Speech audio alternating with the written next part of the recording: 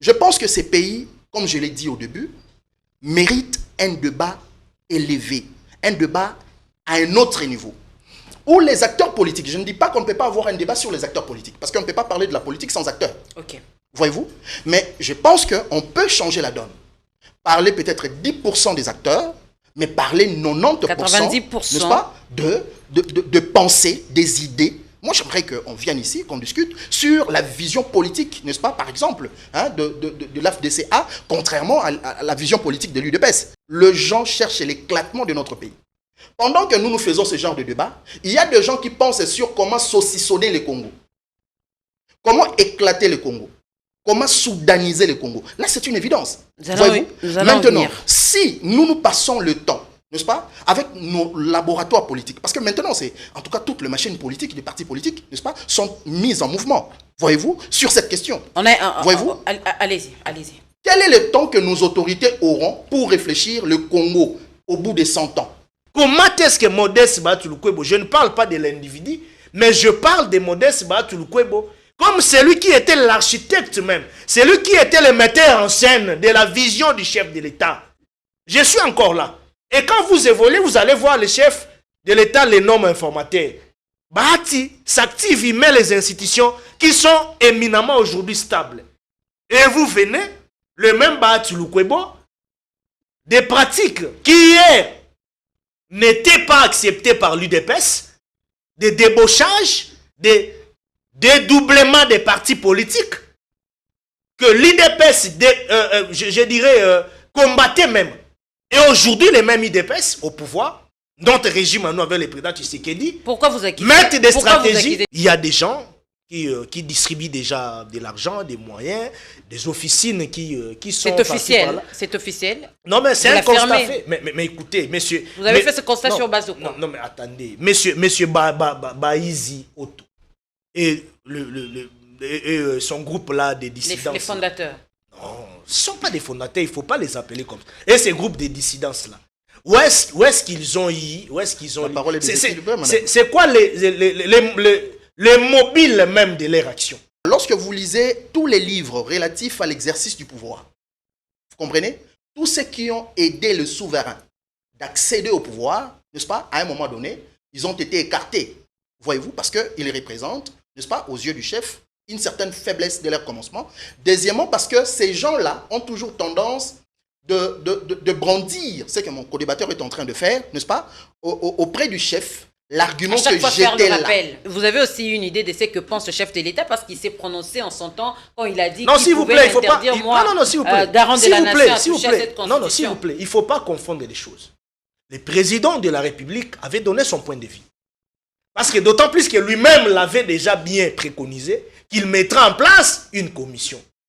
Il fallait que Bahatulou-Kwebo donne sa position comme... Non, ce n'est pas une position. Non, ce n'est pas une position. Opinion. C'est un point de vue. Bon, on peut appeler ça opinion. Allez-y. C'était juste, je peux appeler ça un avis. Contraire à celui du chef de l'État. Le président de la République a dit que la constitution que nous avons, c'est une constitution des belligérants. Voyez-vous? Et qu'il était possible d'envisager son changement à travers, notamment, la mise sur pied de d'une commission, okay, etc. On se retrouve face à des discours opposés. L'un pense que la constitution que nous avons, n'est-ce pas, est une constitution exogène, venue de l'étranger, par des étrangers, des belligérants, etc. Et l'autre la contradiction vient de Modeste Bahatulou. L'autre pense, n'est-ce pas, que la constitution que nous avons, n'est-ce pas, n'a pas de problème. Le problème, c'est au niveau des animateurs. Il a contredit le chef de l'État. Des expériences personnalisées, uniques et inoubliables. Désirez-vous entrer dans une autre galaxie? Alors bienvenue à Joua Palace. Nous vous proposons 2 appartements spacieux, offrant un salon convivial, une cuisine moderne et 3 chambres élégantes pour un quotidien serein, 2 salles de bain raffinées pour votre confort et votre bien-être. Pour vos linges, notre buanderie professionnelle est mise à votre disposition. Une sécurité 24 heures sur 24 sous une lumière permanente grâce à notre générateur de grande capacité, loin de coupures intempestives d'électricité. Joua Palace vous offre également la connexion Internet haut débit, un système de mobilité intégré grâce à notre charroi automobile de première classe.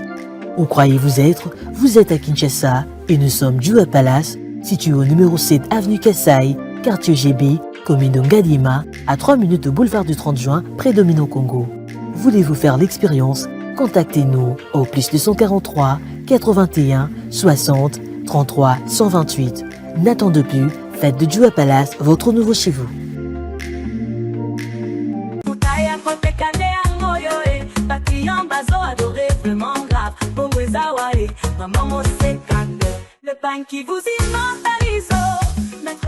Moi, c'est congolaise, l'intemporelle, un pain d'exception, symbole d'élégance et de raffinement, conçu avec amour, imprimé avec soin, façonné avec grâce pour sublimer chaque femme.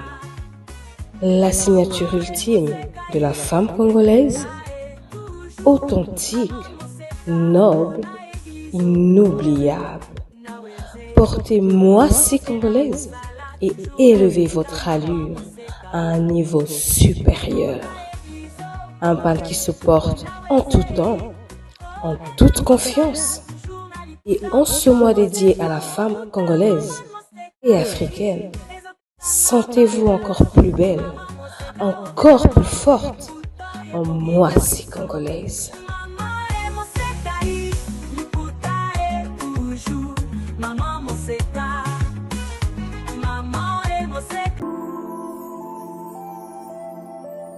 Le parc de la vallée de l'Antélé vous invite à venir. J'ai des moments inoubliables en famille ou entre amis dans un cadre naturel de verdure unique à Kinshasa. Notre safari vous permettra de vous sentir en vacances et de découvrir nos lions, crocodiles, antilopes, buffles, éléphants, hippopotames et bien d'autres animaux dans le milieu sauvage et naturel. Nos cuisiniers seront heureux de vous servir une variété de plats savoureux dans notre restaurant au bord de la rivière Ntélé. Le parc de la vallée de l'Antélé possède une panoplie d'activités sportives et ludiques au cap aventure et loisirs pour votre détente. Kayak, pédalo, tyrolienne, cyclotourisme, piscine et vol du faucon, la plus longue zipline d'Afrique. Le parc de la vallée de l'Antélé met également à votre disposition de logements de haut standing avec un confort 5 étoiles.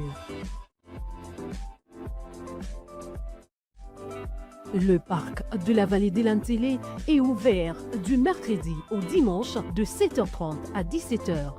Pour tout renseignement, contactez-nous au +243 89 60 32 713 ou encore au 243 81 231 68 82.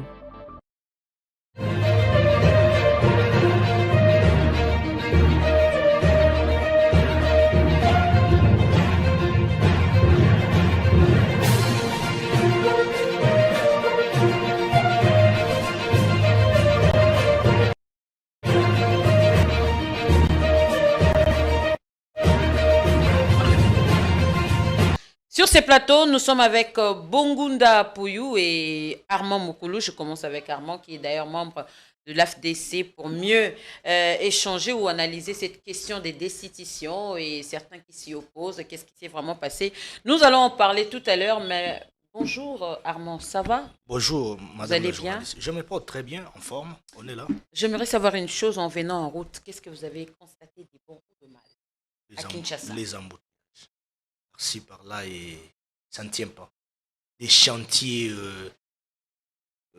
presque partout, mais excusez-moi pour les termes, ça serait un peu choquant, mais en désordre. Des chantiers en désordre? Des chantiers en désordre. On ne sait pas quand ça va. On ne sait pas quand ça commence et quand ça va s'achever. Par-ci, par-là, dans presque tous les coins et recoins de la capitale. On commence les travaux et puis après, on relâche. Je ne sais pas, et puis on part à un autre coin, on avance, et puis de l'autre côté, ça crée des... On veut donner l'impression de travailler alors que rien n'est presque fait, ou bien c'est quoi? Un problème de suivi ou qu'est-ce qu'il y a? Problème de fond ou bien? Non, pourquoi ça ne s'achève pas? Je pense que ça doit être un problème de structuration du chantier. Non, avant d'arriver sur le point du suivi, il faut qu'il y ait d'abord un plan bien établi. Tout à fait. Une structuration des chantiers. Je pense que ça s'est fait en désordre. Il peut y avoir une volonté manifeste dans un projet, mais lorsque le projet n'est pas bien encadré, bien structuré... Pourquoi le projet ne doit pas être bien encadré? C'est un problème de leadership. Il faut voir la personne qui est à la tête de la ville provinciale de Kinshasa. Moi, j'ai toujours douté des qualités Daniel Bumba. de Daniel Bumba. J'ai beaucoup de respect envers lui en tant qu'humain. Voilà, donc...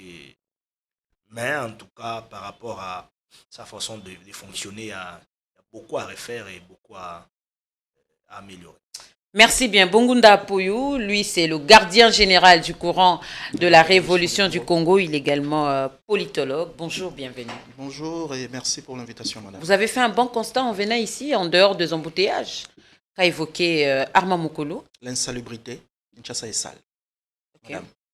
Vous savez, on évalue la maturité d'un peuple ou d'un homme par sa capacité de vivre dans un endroit sain ou malsain. Ok. Quand vous voyez quelqu'un vivre dans un endroit malsain et s'accommoder avec ce style de vie, comprenez que la personne est déséquilibrée sur le plan psychologique. Voyez-vous, Kinshasa, c'est la capitale. Donc, il est anormal que nous puissions vivre dans des conditions aussi sales et que nous puissions trouver ça normal. Ça démontre noir sur blanc à quel niveau les Quinois, n'est-ce pas, réfléchissent, à quel niveau se situe la direction politique qui dirige la ville-province de Kinshasa. Et je pense que sans trop tirer sur le gouverneur, il serait mieux qu'il puisse essayer un peu de regarder sur ces côtés un peu sales de la ville qui n'honorent pas, n'est-ce pas, la capitale de la République démocratique du Congo, qui figure parmi les capitales le moins propres du monde. Vous êtes à la tête d'un courant de la révolution du Congo. C'est quand même au sens vaste, hein, s'il faut le dire. En termes de la gestion de déchets ici et là, qu'est-ce que vous avez prévu, par exemple? Madame, vous savez, bon, je tiens d'abord en termes de suggestions, hein? Oui, d'abord d'emblée, quand on parle de révolution, ça tique, surtout avec tout ce qu'il y a comme un mouvement au niveau de l'Est du pays. La révolution dont nous prônons, c'est une révolution intellectuelle. Okay. Parce que nous estimons que vous ne pouvez pas sauver un pays sans une révolution intellectuelle. C'est-à-dire une révolution épistémologique et conceptuelle qui fera à ce que le Congo soit dirigé, pas forcément par les universitaires, pas forcément par les académiciens ou les professeurs qui ont montré leurs limites. Un intellectuel, c'est celui qui sait trouver des solutions aux problèmes de la société. Il n'a pas forcément besoin d'aller à l'université. Vous comprenez un peu? Ça, c'est la révolution dont nous prenons. Là, c'était une parenthèse. Bon, en matière de déchets, je pense que c'est un sujet vaste. Vous comprenez, madame? Kinshasa compte actuellement pratiquement 20 millions d'habitants, alors que la ville a été construite à peine pour 1 500 000 habitants. Vous comprenez un peu? Et les infrastructures au niveau urbanistique, les infrastructures n'ont pas suivi, n'est-ce pas, ces développements exponentiels au niveau démographique. Donc, c'est un sujet qui nécessite une réflexion approfondie, n'est-ce pas? Pas au sens d'une recette magique, voyez-vous. Il faut d'abord commencer à envisager la possibilité de désengorger la ville, parce que vous ne pouvez pas avoir 20 millions avec une population concentrée, n'est-ce pas, vers un coin et espérer traiter de manière efficace le déchet. Il faut désengorger la ville, n'est-ce pas? Il faut envisager un nouveau plan urbanistique au niveau de la ville-province de Kinshasa. En fait, c'est un grand projet, voyez-vous. Malheureusement, lorsqu'on gouverne, ceux qui nous gouvernent ne gouvernent pas avec des objectifs à court, moyen et long terme.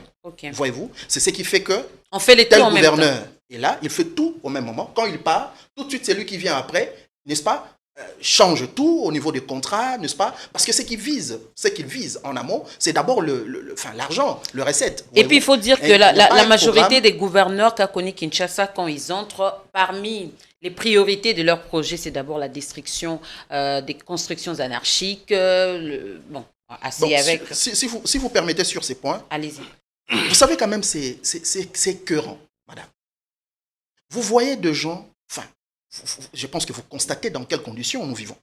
Nous ne vivons même plus en réalité, nous vivotons. Vous comprenez?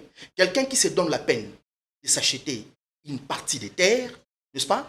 Il a tous les documents. Un bon matin, n'est-ce pas? Les autorités politiques se réveillent. Ils démolissent alors que la Constitution garantit, n'est-ce pas, le bien. Vous comprenez un peu? Votre bien, une fois que vous... Pourquoi avoir vendu ces terrains? Pourquoi avoir vendu et démoli sans avoir sanctionné ceux qui l'ont vendu?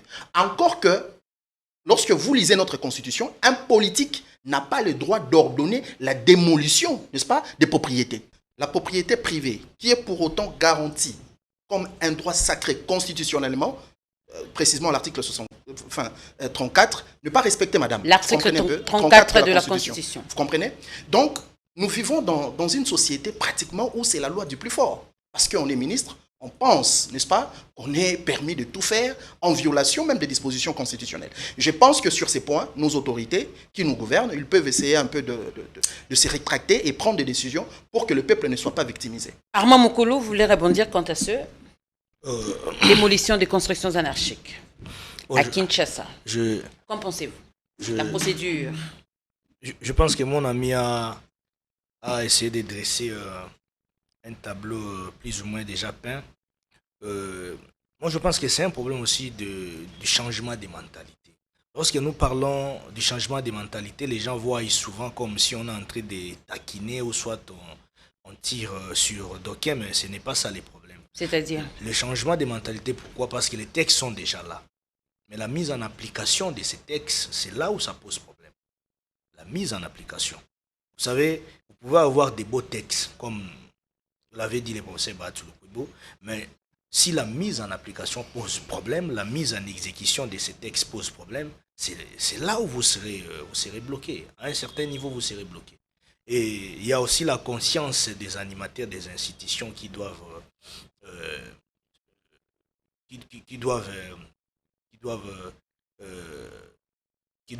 en réalité être manifestes. Parce que vous allez voir quelqu'un qui a une responsabilité quelque part ou quelqu'un qui gère un service ou une institution quelque part, mais qui a des textes qui régissent par exemple son institution ou son établissement, qui agit en violation, qui n'arrive pas à mettre en évidence ou soit à mettre en application ces textes. Il va en contradiction avec les textes, il fait des choses selon ses humeurs, comme les cas qui venaient d'être évoqués par mon ami. Vous voyez que sur le plan judiciaire, il y a déjà des textes, des lois qui prévoient, par exemple, comment il faut aller par exemple, ravir ou soit démolir.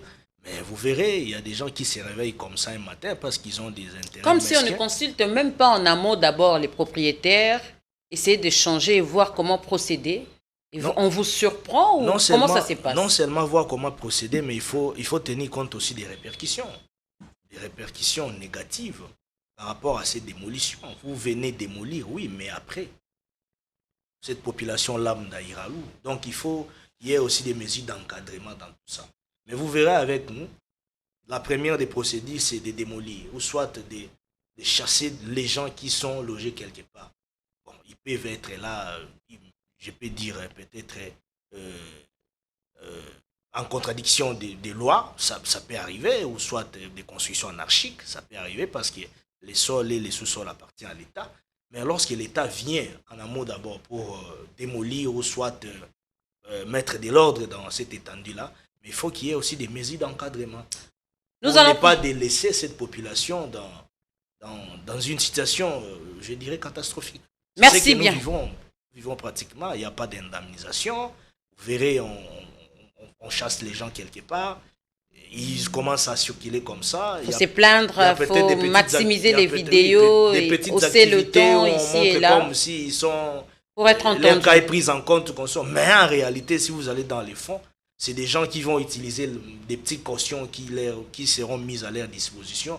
Une semaine, 2 semaines, ça part, sont des responsables, ils ont des familles, ainsi de suite. C'est des mesures d'encadrement officielles devront en réalité suivre. La vie s'écroule comme ça en un clin d'œil. Merci bien, nous allons prendre un autre sujet. Mesdames et messieurs, chers internautes, Janine Mabunda aurait-elle adhéré à l'UDPS? La nouvelle a été rapidement ou tout de suite démenti par le secrétaire général de ce parti au pouvoir, l'UDPS. Mais qui a propagé cette rumeur? Bon. Et c'est pour quel objectif, Armand Mokolo? En tout cas, sous réserve de ma façon de voir les choses, vous savez, aujourd'hui, avec les nouvelles technologies de l'information et de la communication, surtout via les réseaux sociaux, nous voyons des histoires. Il y a de l'eau à boire. Ça peut couler l'encre et salive à tout moment. On peut vous prendre, vous là, Madame Magui, telle que vous êtes là. Aujourd'hui, avec l'IA, c'est tout à fait non. On peut vous prendre là, c'est possible. C'est de l'IA cette rumeur. Je vous dis, on peut vous prendre là, on vous colle avec une autre image, on vous dit, vous étiez là et vous faisiez quelque chose. Ça vient de l'IA, la rumeur en question. Non, ce sont des rumeurs, je pense que ce sont des rumeurs. Ce sont des rumeurs qui ont circulé, qui ont pris toute la toile. Et parce que certains sont ça allés commence même à être loin interprété d'une manière ou d'une autre. Pour dire que c'était peut-être un ballon d'essai pour voir comment le public allait apercevoir la nouvelle, mais puisque... en tout cas, personnellement, avec ma conscience et ma sagesse et ma façon de voir les choses, d'appréhender la situation, je trouve ça que c'était simplement des rumeurs. C'était des rumeurs. D'autant plus que nous avons vu aussi la réaction rapide et du secrétaire général des contradictions de cette rumeur qui prenait déjà qui d'ailleurs avoue n'avoir jamais eu le numéro personnel de Jeanine Mabunda. Donc c'est un peu ça, le secrétaire général de l'IDPS l'a démenti et j'ai vu même, j'avais vu un communiqué aussi signé par, je crois, un service de communication qui serait de Madame Jeanine Mabunda aussi, sur les réseaux sociaux toujours. Qui dénonçait aussi ces rumeurs qui ont pris beaucoup d'ampleur sur les réseaux sociaux. Qu'en dites-vous, Bongunda Apouyou? Pas un grand commentaire, d'autant plus que ce n'est qu'une rumeur, donc je ne vois pas pourquoi il faut épiloguer là-dessus. Mais d'emblée, je me pose juste une question. Ok, allez-y. Que Madame Jeanine Mabunda adhère à l'UDPS ou pas, qu'est-ce que ça change pour le Congo? Parce que l'homme politique congolais, nous connaissons tous comment fonctionne. Non, ça serait quand même un peu scandaleux avec ce renversement de la majorité qu'on a vécu en son temps avec Mabunda. Ça devait faire parler. Moi, ça, comme je l'ai dit tantôt, ça n'allait pas du tout me surprendre. Le professeur Njoli a dit, il a fait un constat, que vous voyez un kabiliste pur et dur devenir un tshisekédiste plus pire et plus dur. Comme Willy Bakonga, par exemple. Vous comprenez un peu, je ne cite pas les noms. Vous comprenez de quoi je vais parler. Bref, allez-y. Je pense que si le professeur est arrivé à faire ce constat, parce que le professeur a pris le temps d'étudier l'homme politique congolais. L'homme politique congolais ne me surprend plus, madame. Vous comprenez un peu? Mais la seule question que je me pose, qu'il adhère ou pas, qu'est-ce que ça change pour le Congo? Vous comprenez? Le Congo, c'est le sport de l'Afrique. Le Congo, c'est la locomotive d'Afrique. Mais aujourd'hui, nous vivons dans des conditions déplorables. Il faut préciser que cela ne date pas avec ces régimes. Vous comprenez un peu? En tout cas, depuis 18 ans de Joseph Kabila, excepté quelques temps où Mouzé avait pris le pouvoir, il avait essayé un peu de donner le nouveau souffle. Mais lorsque vous devez comptabiliser les 32 ans du président Mobutu, vous allez trouver peut-être qu'il y a 10 ans, n'est-ce pas? C'est-à-dire de 65 en 72, qu'il y a eu quand même une bonne évolution. Mais dès là, c'est une descente perpétuelle aux enfers. Donc, quand vous devez comptabiliser tout ça, vous regardez l'homme politique congolais, vous vous posez une seule question. Est-ce que l'homme politique congolais est à mesure de relever les défis pour faire de ces pays le centre de gravitation de l'Afrique? Non. Vous comprenez un peu? En tout cas, je parle de cette classe politique indistinctement de nom de personnes. Vous comprenez? Et dans cette classe, tout est possible, madame. On parle des rumeurs, mais moi, je peux vous dire, de mon point de vue, que cela ne me surprend pas. Ne me surprend pas. Tout comme ça pouvait être aussi une réalité. Ça pouvait aussi être une réalité. Mais qui s'est rétractée rapidement. Vous comprenez un peu? Donc, tout est possible. Mais la seule question que je me pose, qu'est-ce que le Congo gagne dans tout ça? Moi, je pense, de mon point de vue, que le Congo a besoin d'une révolution. Une révolution qui va porter à la tête de ces pays et au niveau des institutions de la République, une nouvelle génération capable de penser le Congo dans sa grandeur, madame.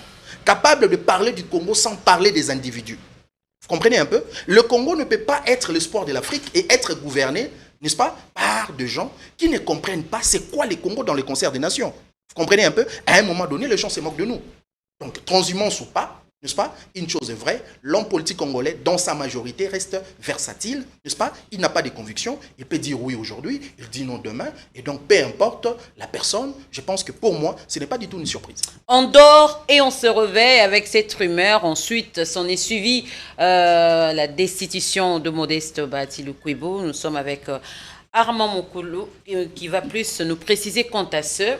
Des fondateurs de l'AFDC décident de destituer Modeste Bahati-Lukwebo. De l'autre côté, le secrétariat général s'y oppose. D'ailleurs, annonce des poursuites judiciaires contre contre cela, donc contre ces fondateurs de l'AFDC, ça ne serait pas le même film déjà vécu avec Joseph Kabila, toujours avec l'AFDC?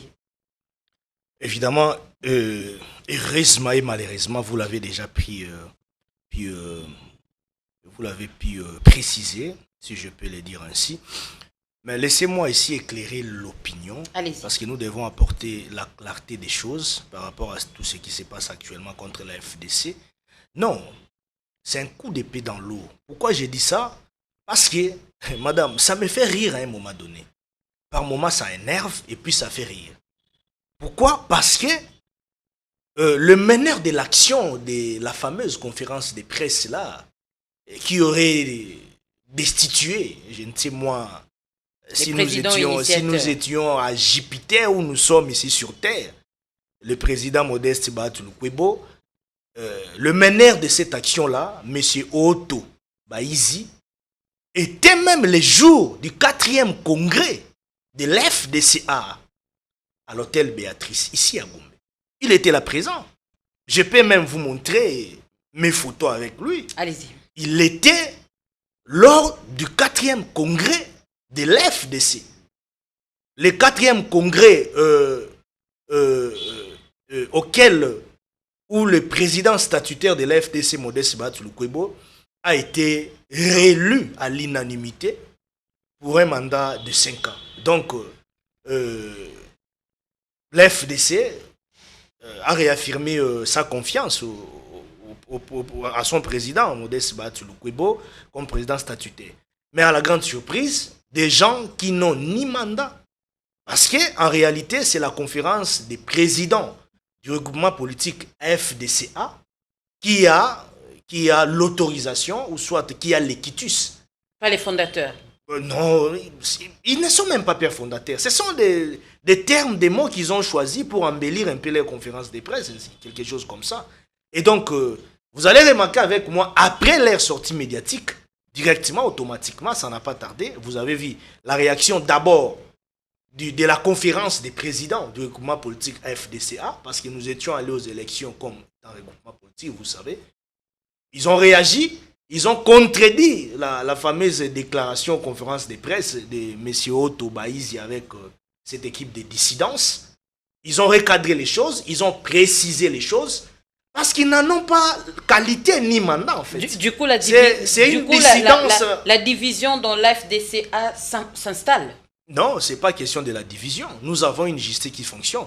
D'ailleurs, ils seront poursuivis, parce que ce qu'ils font là, c'est de l'immoralité politique. C'est un peu du tout de l'imbroglio, des gens qui veulent profiter peut-être d'une circonstance donnée. Je ne sais pas. Ils se reconnaissent en fondateurs. Non, ils sont pas fondateurs. Même en justice, certainement, ils vont se défendre. Non, de par nos statuts, c'est les congrès qui donnent mandat à celui qui doit diriger l'FDC. Après 5 ans, nous allons au congrès, conformément à nos statuts, donc au statut de l'FDC. Alors, nous étions au congrès. Les mêmes personnes, les mêmes figures que vous avez vues dans cette fameuse conférence de presse, ils ont pris part au congrès. Ils étaient parmi les gens qui ont eu à voter, parmi les camarades qui ont voté pour la reconduction, sinon à l'unanimité, qui ont voté pour que le président Modeste Bahatouloukwebo, qui est président statutaire, soit reconduit comme président de l'FDC pendant 5 ans. Ils étaient là. Peut-être ils ont constaté que la vision de ce dernier a changé. Non, même pas la vision. Seulement après une période de turbulence. Seulement lorsqu'il y a des choses qui commencent à naître comme ça, et après la démission du professeur Bahatouloukwebo, c'est comme ça que les choses commencent à naître, ou comment, ainsi de suite. Mais pourquoi c'est toujours l'AFDC? Avec Kabila, c'était la même chose. Aujourd'hui, avec Tshisekedi, on vit la même chose. Non, je pense que nos amis là, les Otto Baïzi consorts, confondent l'époque. L'époque de Félix Tshisekedi, c'est pas l'époque de Kabila, où on dédoublait facilement des partis politiques, patati patata. Parce que le combat mené par Félix Tshisekedi depuis l'opposition, c'était justement un combat contre ce genre de comportements, de dédoublements, ainsi de suite. Moi, je pense que ça ne tirera pas les cas de l'FDC qui doit ouvrir porte au dédoublement des partis politiques. Parce qu'avec le président Tshisekedi, on n'a pas encore vécu ça. Et donc, j'ose croire suffisamment avec la crédibilité dont fait montre le président Félix Tshisekedi, avec sa façon de faire les choses. Je pense qu'ici, nous sommes à l'Union sacrée de la nation. Ça, ce n'est pas l'époque. Vous faites toujours confiance aux autorités de l'Union sacrée, malgré ce qui s'est passé à l'Assemblée, au Sénat? Non, mais c'est la haute autorité de référence de l'Union sacrée de la nation, madame. Nous n'avons pas quitté l'Union sacrée. Il ne faut pas suivre des agitations que nous voyons, nous constatons par-ci, par-là. Et vous allez faire même la lecture du combat des Modeste Bahati Lukwebo. Tous ces gens-là qui trahissent Bahati par des mécanismes pouvant, je ne sais pas moi, dépiécer la FDC, diviser la FDC, dédoubler, qu'on soit ainsi, tu finisses toujours mal. Ils finissent toujours par disparaître. Il faut lire l'histoire. Et donc, par la même logique, je voudrais ici interpeller les autorités de l'Union sacrée, rapidement, mais aussi les autorités des institutions de notre pays, même les services des renseignements, ainsi de suite. Moi, je pense qu'avec le président Tshisekedi, on ne doit pas imprimer une mauvaise philosophie. On ne doit pas imprimer une mauvaise image, comme si les régimes Tshisekedi, c'était tout à fait de même avec les régimes Joseph Kabila. Non, non. On doit imprimer une nouvelle image, une bonne image même de la crédibilité du régime Félix Tshisekedi, le régime que nous tous nous portons, et nous sommes membres et sociétaires de l'Union sacrée de la nation, pas n'importe quel sociétaire, mais nous sommes un parti politique pilier. Parce qu'il faut le rappeler, madame, notre autorité morale Modeste Bahati, vous le savez bien, vous êtes journaliste, c'est celui qui avait pris les risques.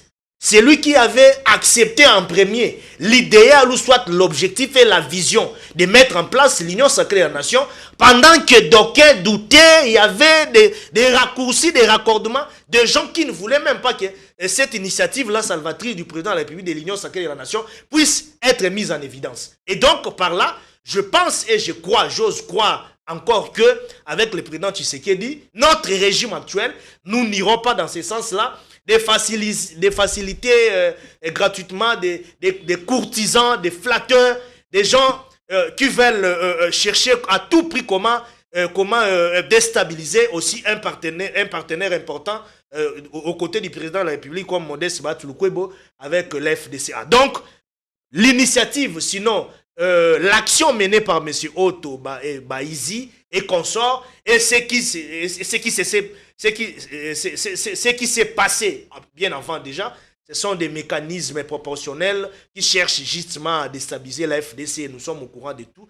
Nous n'allons pas aussi nous laisser faire. Et donc, c'est vraiment quelque chose qui va des côtés, merci bien, qui n'a rien à voir avec la réalité des faits, d'autant plus que les statuts de la FDCA reconnaissent actuellement le professeur Modeste Bahati Lukwebo avec l'ensemble de l'équipe du bureau politique. Nous avons compris. C'est le bureau politique qui est l'organe suprême ou l'organe délibérant. Même en cas de problème de contentieux ou en cas de divergence au sein de l'FDCA, conformément à nos statuts du parti. Donc, je ne sais pas, l'initiative diabolique de ces groupes de délinquants, des dissidents, je ne sais pas d'où ça vient. Et s'il y a des gens qui sont derrière, et parce que nous savons qu'aujourd'hui, tout le monde met de l'argent, il y a des mécanismes, des officines qui s'activent, justement pour vraiment dépiécer Bahati Lukwebo et l'FDC. Nous n'allons pas nous laisser faire. Nous avons une justice qui fonctionne. Déjà, nous allons engager des poursuites judiciaires, des actions judiciaires contre ces groupes de dissidents, pour que la justice soit faite. Et l'FDC reste un parti politique au sein de l'Union sacrée de la nation, et nous devons continuer à profiter de tous les privilèges, de tout ce qui est orientation au sein de l'Union sacrée de la nation, parce que nous en sommes membres. Nous n'avons pas quitté l'Union sacrée de la nation. Ces amis-là pensaient peut-être que Bahati Lukwebo pourrait quitter l'Union sacrée de la nation. Pourquoi nous allons quitter l'Union sacrée de la nation? Merci. Nous sommes parmi les partis politiques piliers. Et donc, nous continuons à être là au sein de l'Union sacrée de la nation. C'est une action qui n'a pas de sens, qui n'a pas de fondement, qui est... C'est vous qui le dites, nous vous le concédons. Bongunda Pouyou, selon vous, vous suivez quand même l'actualité, qui pourrait envoyer les soi-disant fondateurs destituer Bahati Lukwebo de l'FDC? Madame, vous savez, je me sens toujours mal à l'aise de parler des hommes en politique. Moi, je me sens toujours à l'aise quand je parle des idées. Parce que ce qui définit la grandeur d'un État, c'est les idées. OK? Ce ne sont pas les hommes. Les hommes peuvent passer, mais si ces hommes n'ont pas donné à la nation des idées de grandeur, leur passage sur la terre, n'est-ce pas, ne servira à rien. Vous comprenez un peu? Alors, moi, j'aimerais d'abord qu'on analyse ensemble le contour de ce qui se passe. Allez-y. Monsieur Bahati Lukwebo était avec le président. En tout cas, il fait partie des rares politiciens qui ont accompagné le chef de l'État à Washington. Vous comprenez un peu? Et vous comprenez qu'en politique, il y a le dit et il y a le non-dit. Tout de suite, lorsqu'il rentre, il fait son point de presse, dans lequel point de presse il lâche que le Congo avait un problème, pas des textes, mais d'hommes. Vous comprenez, madame? Or, nous tous, nous savons qu'il y a un débat houleux sur la possibilité de changer la Constitution.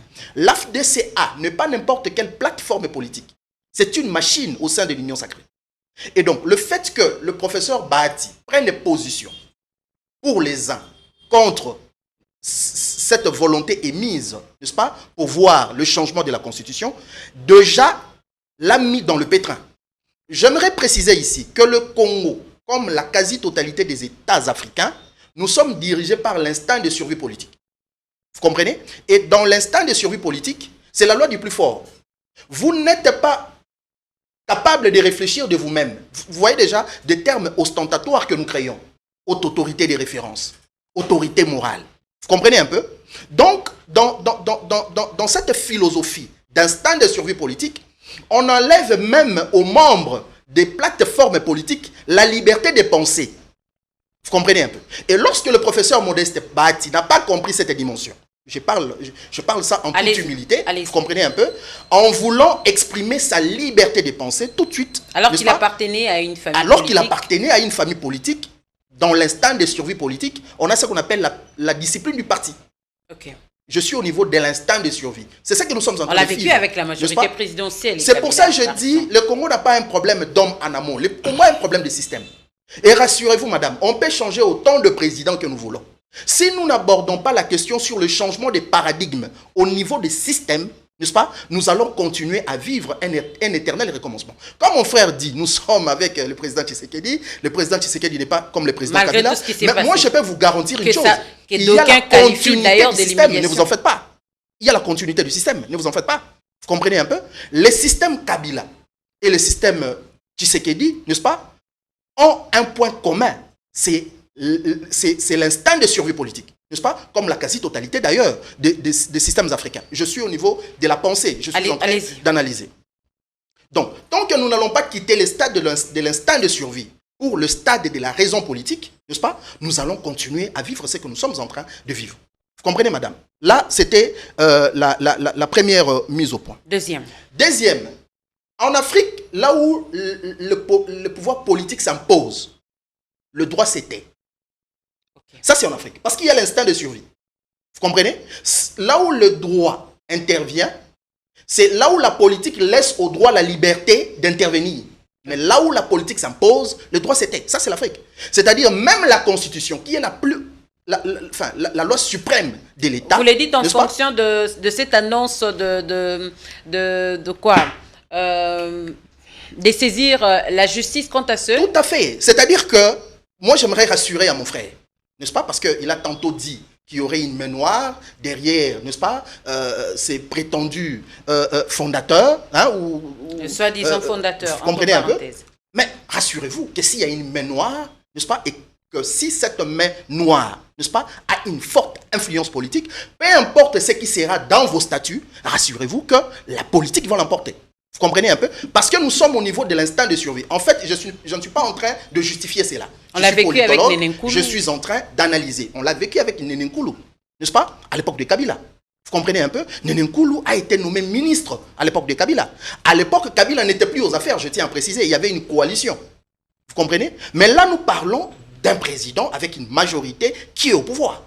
Voyez-vous? Donc, peut-être il faut faire des incantations pour penser, n'est-ce pas, que le droit va forcément se prononcer conformément au statut. Je ne suis pas en train, nuance, je ne suis pas en train de jeter les discrédits sur notre appareil judiciaire, n'est-ce pas? Mais je suis en train de parler de faits. Je suis en train d'analyser, pas simplement pour le Congo, n'est-ce pas? Mais plus pour la quasi-totalité du fonctionnement de nos pays. C'est ce qui donne d'ailleurs lieu à cette question qui se pose. Donc, apparemment, les présidents initiateurs des partis politiques sont difficiles à déboulonner. Pourquoi on cherche à utiliser soit ses membres pour chercher sa destitution, l'humilier et faire de lui, je ne sais pas quel mot utiliser, un cadavre dans son propre parti? Vous savez, madame, nous, on a écrit un livre dans le cadre du courant de la Révolution du Congo où on a proposé un nouveau schéma politique que nous appelons le bipartisme institutionnel. Pourquoi? Parce que nous nous sommes rendus compte qu'avec le libéralisme, n'est-ce pas, politique intégral, n'est-ce pas, accordé à l'issue de l'acte de la conférence, de la conférence nationale souveraine, n'est-ce pas, le Congo s'est plongé dans un bourbier, n'est-ce pas, dans lequel il n'arrive plus à sortir. Nous avons dans ces pays plus de 1000 partis politiques, madame. Lorsque vous devez parler de ces partis politiques sont identifiés par rapport aux figures, n'est-ce pas, emblématiques de leurs leaders politiques. Vous comprenez? Toutes les fonctions d'État sont exercées dans la majorité des cas, par les initiateurs de partis politiques. Vous comprenez un peu? Et lorsque vous regardez les débats autour de ces partis politiques, le débat ne tourne pas autour des idées. Vous comprenez? Le débat tourne autour des avantages, le débat tourne autour des postes et des responsabilités, dans l'abandon presque total du peuple. Il faut un nouveau paradigme, vous comprenez? Maintenant, quand vous posez la question sur pourquoi voir ou liquider politiquement un leader politique en instrumentalisant... Donc les présidents sont apparemment indéboulonnables. En fait, en politique, il faut retenir une chose, madame. Le chef, je parle ici, enfin, du chef pas au sens de chef de l'État, mais je parle de chef en termes de commandant. Allez-y. En politique, on peut diviser pour mieux régner. En politique, on peut laisser les désordres organisés pour l'avantage du chef. Ok. Vous comprenez? Tout ce qui se passe au sein de l'Union sacrée, il y a une seule autorité de référence qui peut mettre un terme à tout ça. N'est-ce pas? C'est ce que mon frère a appelé la haute autorité politique de référence de l'Union sacrée. Vous comprenez un peu? Mais pourquoi il y a tous ces désordres au sein de l'Union sacrée? Pourtant, la pétition est passée... Pourquoi il y a tous ces désordres il y a eu des missions ici de l'Union sacrée? Aujourd'hui, on voit la destitution. Il y a tout ça parce demain, ça sert à quoi? Il y a tout ça parce que sur le plan politique... Est-ce qu'il faut dire qu'il n'y a plus moyen de sauver Bahati Lukwebo, par exemple? Vous comprenez que je suis mal à l'aise de parler de M. Bahati comme individu. Je suis en train d'asseoir mes idées sur le fait. Vous comprenez? Donc, politiquement, il n'est pas exclu que les désordres au sein de l'Union sacrée soient orchestrés et volontairement organisés par le régime en place.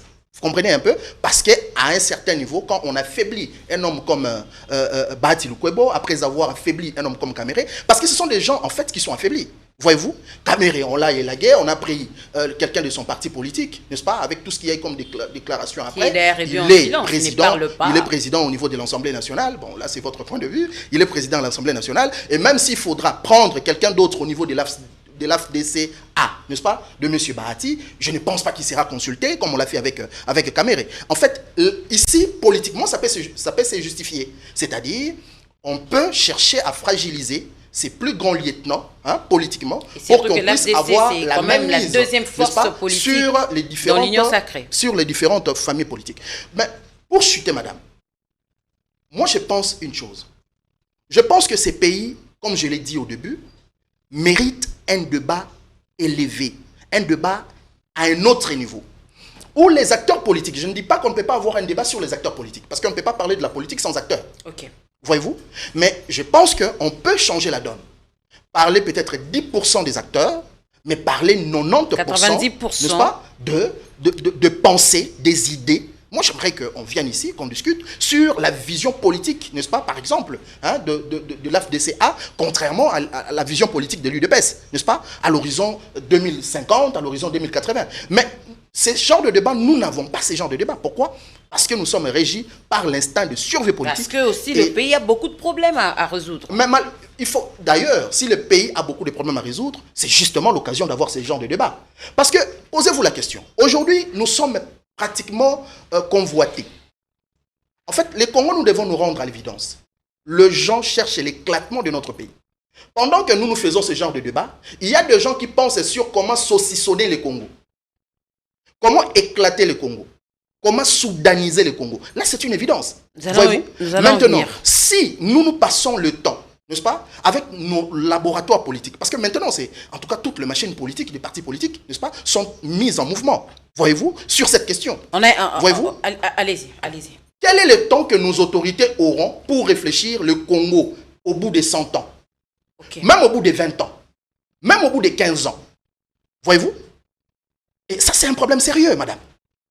Voilà. Tentative d'assassinat de la première dame de la République démocratique du Congo, Denise Nyakero Tshisekedi à Washington. Armand Mokolo, comment avez-vous accueilli la nouvelle? Je vais d'abord répondre avec quelques mots par rapport à des éléments qui ont été énumérés ici par mon co-débatteur. Madame, il est tout à fait clair. Il ne faudrait pas apporter des lunettes myopie ou aller, je ne sais moi où, pour comprendre la situation actuelle. Ce sont des intérêts politiques qui priment. Mais c'est d'une manière désorientée. Pourquoi je dis ça? Non, nous devons comprendre que dans un système politique, il y a ce qu'on appelle l'organisation architecturale. Dans un système politique. Ici, nous sommes au sein de l'Union sacrée de la nation. C'est ça notre système politique. C'est notre noyau politique. C'est ça notre majorité parlementaire. C'est l'Union sacrée de la nation qui nous donne des institutions, qui nous donne tout ce que nous avons aujourd'hui, comme service, conso, ainsi de suite, bien qu'à travers des consultations où le Conseil spécial libéral avait organisé, avait mené, nous avons vu quand même il y a des opposants qui ont intégré nos institutions officiellement. Mais le grand système, c'est l'Union sacrée de la nation. Alors, au sein de l'Union sacrée comme grand système, nous avons des petits systèmes qui s'appellent des regroupements politiques, qui font en fait la force de ce grand système qui s'appelle l'Union sacrée. Alors, aux côtés des sous-systèmes qui s'appellent des regroupements politiques, comme je l'ai dénommé, nous avons maintenant la nomenclature de ces sous-systèmes. Et dans la nomenclature, nous avons l'IDPS, la première force politique. Nous avons l'AFDC, deuxième force politique, ainsi de suite. Au-delà de tout cela, dans les à côté, nous avons l'environnement de ces petits systèmes. L'environnement de ces petits systèmes, ce sont maintenant des mécanismes, comme il l'a dit. Ce sont des stratégies que d'aucuns, des officines, ainsi de suite, élaborent.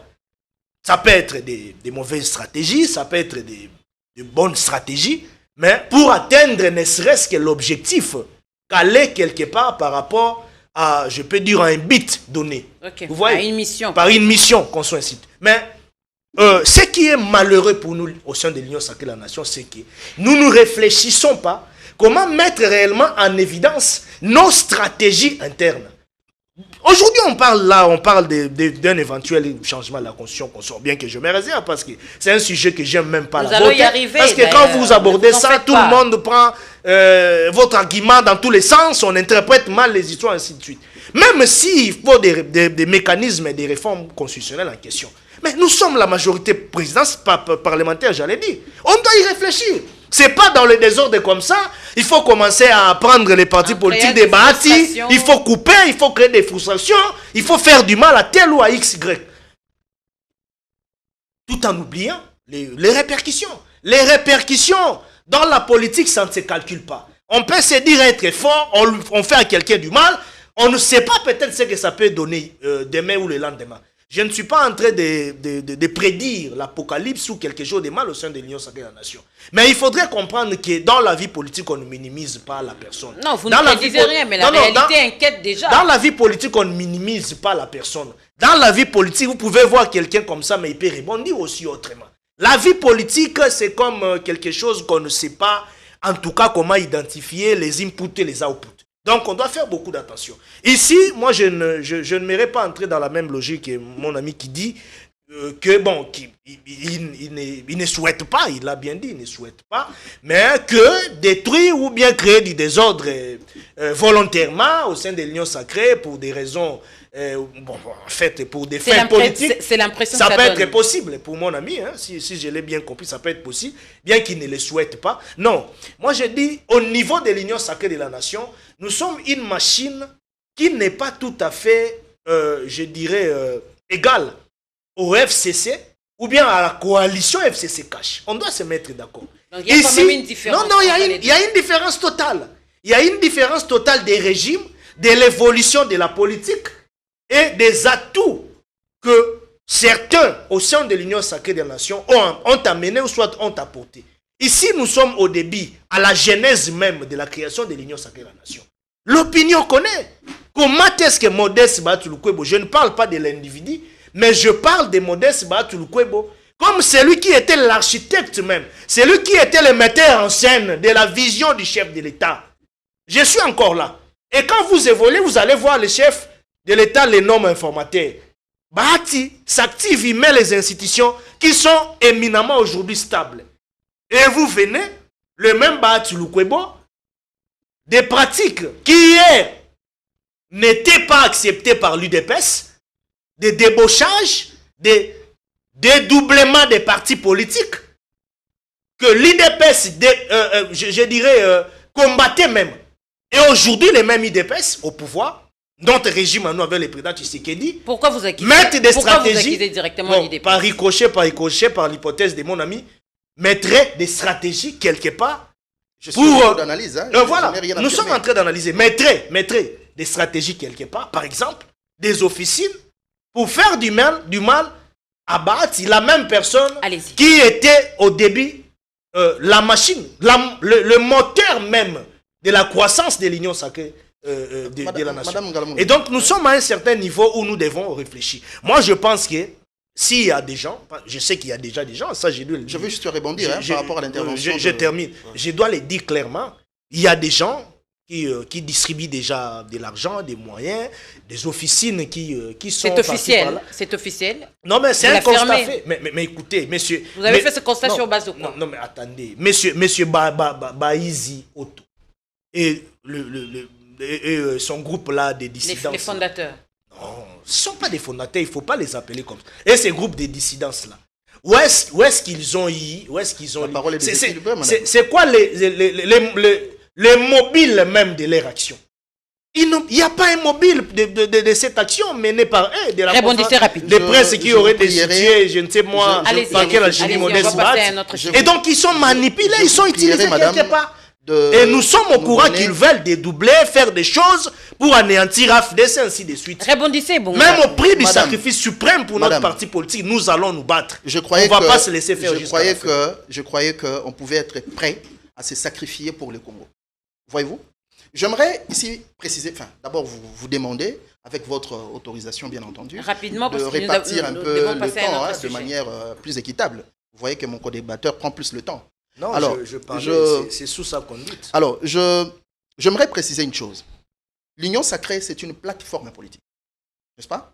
Mais c'est une méga plateforme politique. Voyez-vous?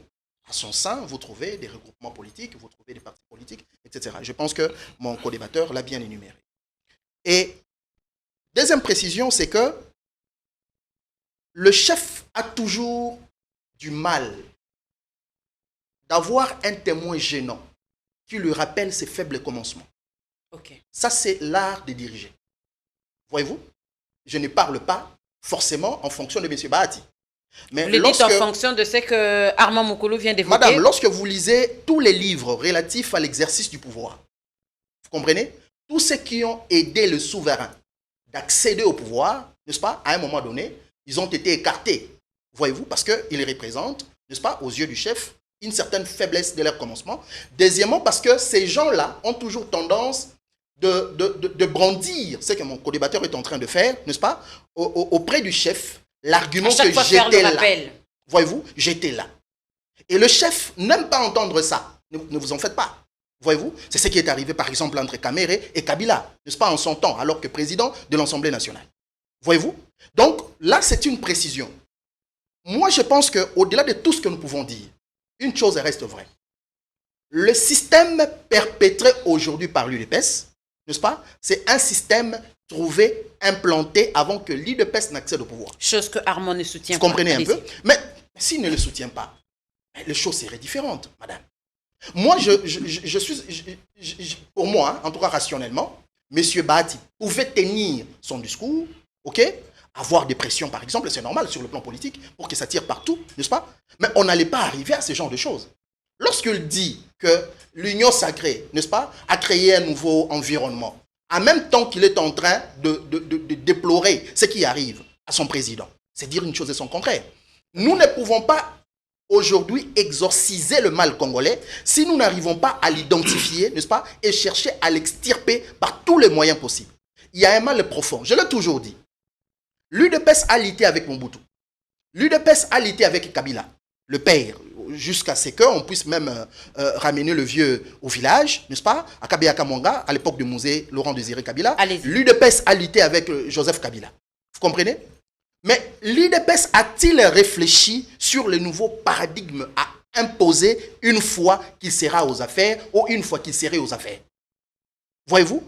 Parce que lorsque vous combattez un système et que vous ne développez pas un système alternatif, ou une politique de gouverner, par exemple, politique de gouverner différente à celle que vous aviez combattue, la conséquence est que lorsque vous accédez au pouvoir, vous perpétrez le même méthode, vous perpétrez le même système. Et vous vous accrochez, voilà. Et là c'est plus pire. Vous créez même des jurisprudences. Vous comprenez un peu? Là c'est plus pire. Pour se cacher derrière. Je suis en train de réveiller mon frère qui pense qu'il est dans un environnement, n'est-ce pas, différent de celui de Kabila. Non, vous êtes dans un même environnement, à la seule différence que, n'est-ce pas, Saint-Paul n'est plus, c'est Saint-Pierre qui est là. Vous comprenez un peu? Mais du point de vue fonctionnement, ça reste la même chose. Voyez-vous? En fait, et le fait en parle. À l'époque de Kabila, on a connu le dédoublement des partis politiques. Aujourd'hui, à l'époque de Tshisekedi, on n'a pas encore connu. Mais aujourd'hui, lorsqu'il est en train de menacer même de saisir la justice, voyez-vous? Pourquoi? Parce que le président s'est fait injecter, n'est-ce pas? Contrairement aux dispositions statutaires. Voyez-vous? C'est ce qu'on a connu avec Nenenkulu, au point d'être ministre, représenter l'AFDC. Injustement. Vous comprenez? Justement ou injustement, moi je suis au niveau d'analyse. Voyez-vous? Donc il faut d'abord commencer à reconnaître.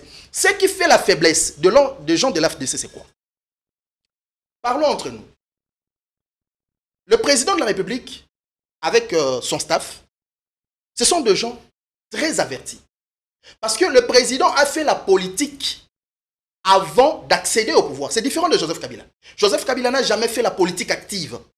Vous comprenez un peu? Il s'est engagé à l'armée, il a combattu pour libérer son pays, il a accédé au pouvoir, etc.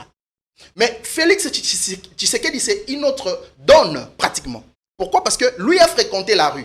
Il connaît la philosophie politique, n'est-ce pas, de nos acteurs. Donc c'est difficile d'anticiper ses actions. Au point et lui, il est à mesure d'anticiper sans aller les actions, n'est-ce pas, de nos politiciens. Voyez-vous? Là, c'est une réalité. Le président Tshisekedi sait pertinemment que si cette question de changement de la Constitution ne passe pas et que nous organisons les élections dans les délais ou après les délais et qu'il perdait la majorité, n'est-ce pas, que ce soit au niveau du Parlement, que ce soit au niveau de la présidence de la République, les gens qui l'entourent aujourd'hui, bon nombre vont s'éclipser comme ils ont quitté Kabila. Le président de la République le sait. Voyez-vous? Le président sait pertinemment que les silences de M. Vital Kamerhe, aujourd'hui, le silence de M. Bahati Lukwebo, n'est-ce pas? Ce n'est pas un silence dû à la loyauté. Le renouvellement de sa loyauté. Cela n'est pas dû, n'est-ce pas, à leur état d'esprit, à leur pureté d'âme. Non, madame. Envers le chef. Vous comprenez un peu? Cela est dû à certains pesanteurs d'ordre politique, économique et sécuritaire. Le président le sait pertinemment. Parce que, vous comprenez un peu? C'est quelqu'un qui sait mieux ses terrains politiques. Et lorsque nos amis, c'est-à-dire je parle précisément de mon frère, continuent à s'accrocher, vous comprenez un peu, sous l'identité de l'union sacrée, alors que le chef a dansé un autre pas de danse, que celui dansé par la majorité de ces hauts cadres de l'union sacrée, vous comprenez un peu, ça les affaiblit à mon avis. Vous comprenez un peu? Si M. Bahati Lukwebo, de mon point de vue, devait donner position selon vous, il a dit quelque chose, s'il devait continuer à maintenir sa position pour dire, voilà, moi je pense que ça, je pense qu'il y a ça, il y a ça, il y a ça, et qu'il gardait sa position, je pense que même ceux qui réagissent aujourd'hui allaient avoir beaucoup de manœuvres et beaucoup de calculs, n'est-ce pas, pour contre-attaquer. En s'excusant et s'est montré faible. En politique, une faute avouée est doublement punie. On n'est pas à l'église. Vous comprenez un peu? Surtout avec l'expérience de Joseph Kabila, je peux vous rassurer que le président de la République a une vue d'ensemble. Les gens peuvent dire ce qu'ils veulent. Les gens peuvent penser, n'est-ce pas, que le président est comme il est. Mais attention, le fait de faire autant d'années à l'opposition, le fait de courtoyer ces gens, n'est-ce pas, ça développait Et en le lui fait de se rappeler certaines du discours aptitudes. de Joseph Kabila Vous qui a comprenez un dit peu? qu'il a manqué 15 personnes. Et donc, à un certain moment, moi, je vais demander à nos frères de l'AFDCA, n'est-ce pas, de dire au président, au président de leur regroupement. Oui, au président de leur regroupement, Modeste Bati que Lukwebo. prochainement, si vous arrivez à émettre un point de vue, peu importe la pression, un homme politique, c'est celui qui sait s'assumer. Parce que quand vous vous assumez, vous créez un mythe autour de vous. Vous comprenez un peu? Vous créez un respect autour de vous. Mais quand vous excusez, par exemple, parce qu'il n'a rien fait du mal, il a peut-être tweeté dans leur groupe des sénateurs. S'excuser tout de suite, tout en s'accrochant à l'union sacrée, tout en réaffirmant son engagement. Ça affaiblit M. Modeste Badi. Vous comprenez un peu? Parce que là, tout le monde sait que ces rapprochements est un rapprochement d'hypocrisie. Vous comprenez un peu? Il n'y a rien de sincère dans le fond. C'est vous qui Par l'avez contre, je suis en train d'analyser. Allez-y. J'insiste, lorsque vous suivez mes interventions, je suis en train de peindre le tableau au niveau d'analyse. Voyez-vous? Allez-y. Je ne suis pas au niveau de... Je pense que M. Bahati aurait mieux fait de garder sa position, n'est-ce pas? Et s'il gardait sa position et qu'il réitérait sa loyauté au niveau du chef, ça pouvait se comprendre. Parce qu'on peut être près du chef et avoir le courage de lui dire ce que les autres ne disent pas. Mais lorsqu'on s'est dédié, parce qu'il y a des pressions, n'est-ce pas, pour dire au chef ce qu'il veut entendre, alors qu'en amont, on a dit le contraire de ce qu'il lui voulait entendre, tout de suite, ça vous donne un regard de suspect. Maintenant que c'est déjà consommé, Bongunda Apoyou, que faire? Je parle bien de Bati Lukwebo. Que faire? Je pense que ça, ce n'est pas à moi de répondre, n'est-ce pas? Si ça ne dépendra que de moi, ok? Vu l'âge. Parce que, il faut... au regard de tout ce que vous avez analysé, il aurait mieux fait d'assumer ses propos et maintenant qu'il s'est excusé, que faire selon vous? Mais pour l'instant, il doit subir, n'est-ce pas? Et je pense que la meilleure façon de subir, politiquement correcte, n'est-ce pas? Et peut-être de continuer à s'accrocher comme il le fait, n'est-ce pas? Parce que si je lui dis aujourd'hui, par exemple... Bien que ça lui rendait faible, selon vous. Oui, mais c'est déjà consommé, voyez-vous? Même si aujourd'hui il dit qu'il quitte l'union sacrée, en termes d'impact. Voyez-vous? Parce que s'il décide aujourd'hui de quitter l'union sacrée, alors que l'AFDCA a des postes de responsabilité, voyez-vous, il y a des gens qui occupent ces postes de responsabilité. C'est la personne de Bahati. Et Kamere a compris ça. Voyez-vous? Voilà pourquoi Kamere s'est tu. N'est-ce pas? Pareil pour M. Modeste Bahati. Mais par contre, j'insiste, s'il avait pris le courage pour dire j'ai dit ça au chef, parce que tout le monde n'a pas le courage de lui dire, mais je reste accroché au chef, ça aurait été plus responsable et plus sérieux. Armand Moukoulou, Bongunda Apoyou n'a-t-il pas raison? Bon, ce parallélisme et des comparaisons entre Saint-Paul et Saint-Pierre, Saint-Paul, Saint-Pierre, d'une part, d'autre part, Kamere, et puis ce qui se passe avec... Parce que c'est la même réalité. Non, c'est pas la même réalité. C'est presque la même réalité. C'est pas la même réalité. C'est pas la même réalité. Allez-y. Vital Kamere, je ne sais pas les griefs qui ont été mis en sa charge pour qu'il soit invincé de l'Assemblée nationale. Rapidement. Je ne sais pas, ça je ne sais pas en tout cas. C'était quoi la raison qui l'aurait amené à être destitué de l'Assemblée nationale? Ça je ne sais pas, s'il y a peut-être des histoires entre guillemets. Mais ici, nous sommes dans un contexte bien précis, bien identifié, où la donne est tout à fait claire. Les propos de Modeste Bati Lukwebo ont été mal interprétés. Nous sommes dans un contexte où les sujets qui devraient faire l'objet de la conférence de presse étaient autres.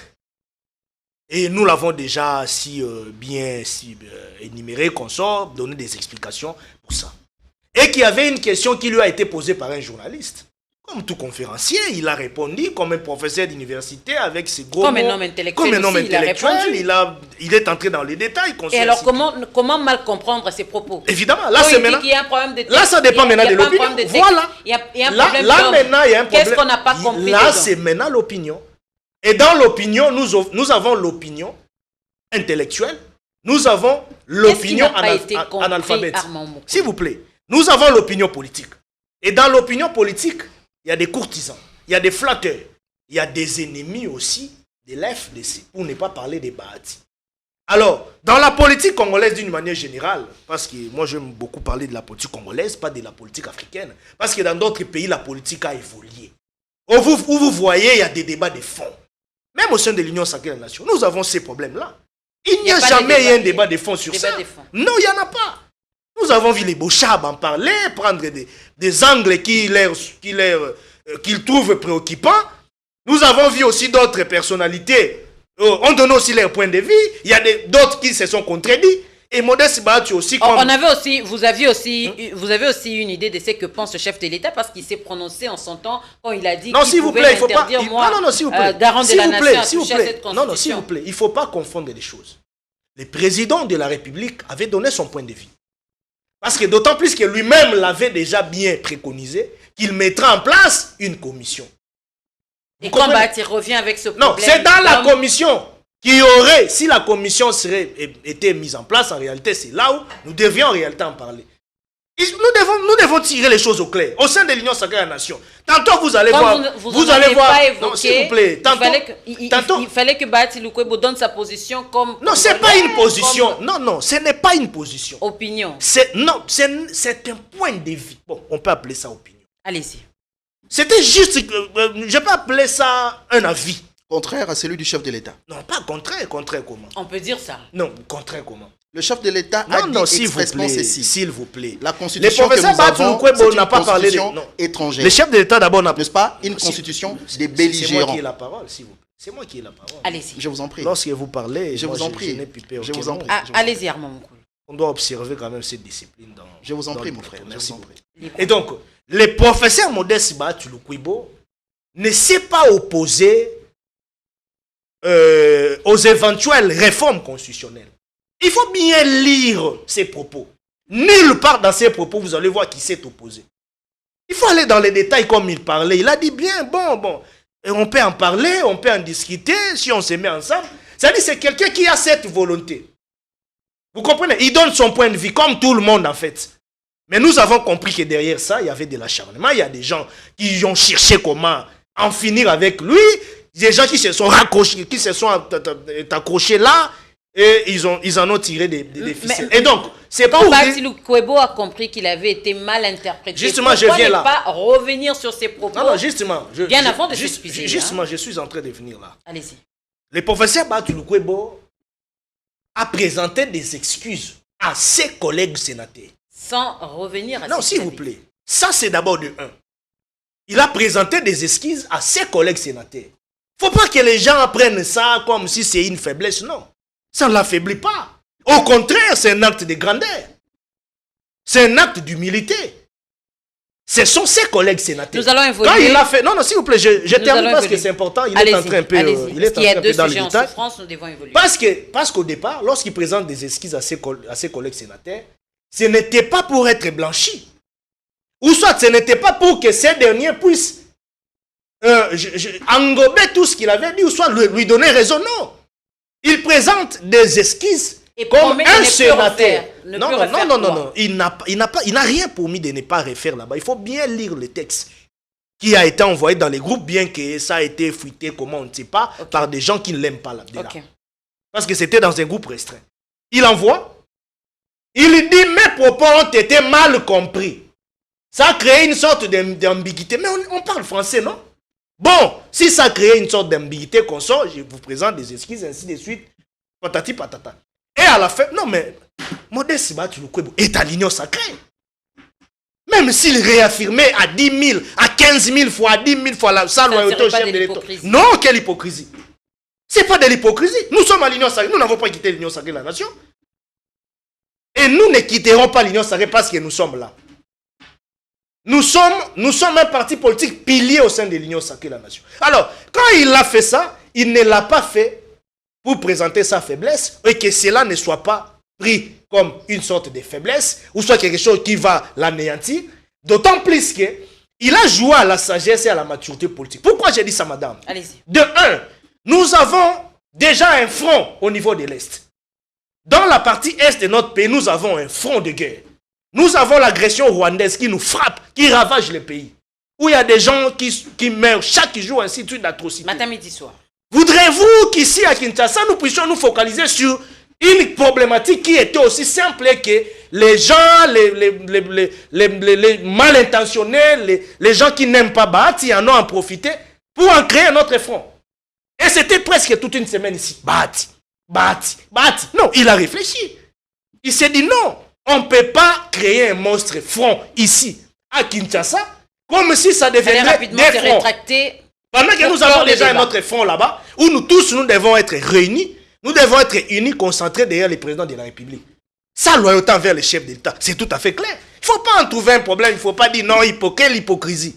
Nous sommes politiques, nous sommes à l'Union sacrée de la nation. Même si nous réaffirmons 10 000 fois notre loyauté et la loyauté de l'FDC de Bahati à l'Union sacrée, c'est quoi le problème? Nous allons évoluer, Armand Mokolo, nous allons prendre un autre sujet, vous allez rebondir après. Tentative d'assassinat de la première dame de la République démocratique du Congo à Washington. Comment avez-vous accueilli la nouvelle? Et donc, vous voyez que j'ai encore des choses à dire. Non, on évolue en tout cas. Je volis. C'était simplement pour démontrer à mon ami que Modeste Bahati n'est pas un témoin gênant, comme il a dit par ses hypothèses, parce qu'il est en train de réfléchir, comme il a dit, parce qu'il a eu à porter les débuts combats de l'Union sacrée. Non.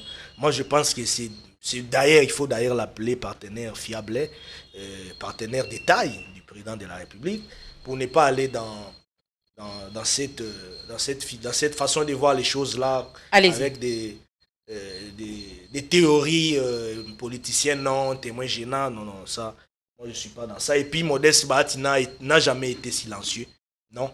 Quand tu dis que le silence des Bahati et des Kaméré, non. Modeste Bahati n'était pas silencieux. Il était le premier, je dis bien, le premier personnage politique, ou la première personnalité politique de l'Union sacrée de la nation, je peux dire même du pays, avoir dénoncé publiquement à travers des grands meetings à Goma, Bukavu. Vous en souviendrez à l'époque où il est allé là-bas, il a dit quelque chose contre la MONUSCO, où il y a eu un peu de désordre comme ça.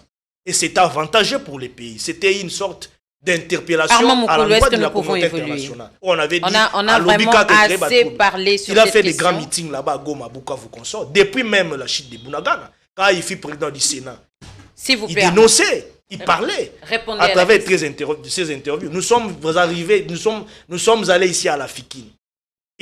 Nous avons fait un grand meeting à la Fikine. C'était toujours dans ce cadre-là la mobilisation générale. Il est parmi, si pas l'un ou si pas la première. Est-ce que vous pouvez au moins répondre à la question, deuxième s'il vous victime plaît. de l'agression rwandaise, Bahati, là que vous voyez, il a tout perdu aujourd'hui, tout en poussière. Ça, les gens n'en parlent pas. J'ai pensé peut-être que vous auriez dit aussi parler de ça.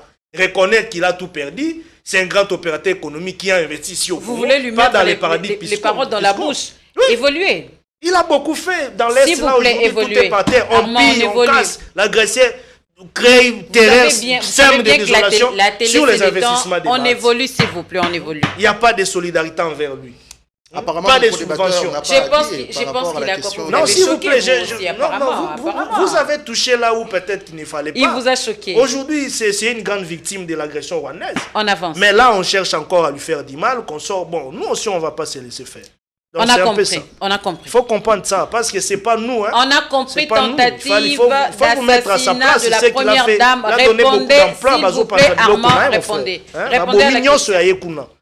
Par rapport à ce qu'on peut qualifier des tentatives d'assassinat de la première dame, je tiens d'abord à remercier les bons dieux, l'éternel des armées, le maître des temps et des circonstances. Parce que ça a été un coup raté. Ça a été un coup raté. Et évidemment, donc, Dieu est bon pour avoir protégé notre première dame. Et donc, sinon, ça aurait été quelque chose de très mal, quelque chose de très dur pour la nation. Donc, gloire à Dieu vraiment, que Dieu soit loué. Deuxièmement, je tiens aussi à féliciter, coup de chapeau, à nos services de renseignement. À la sécurité à la RDC. sécurité mixte Oui.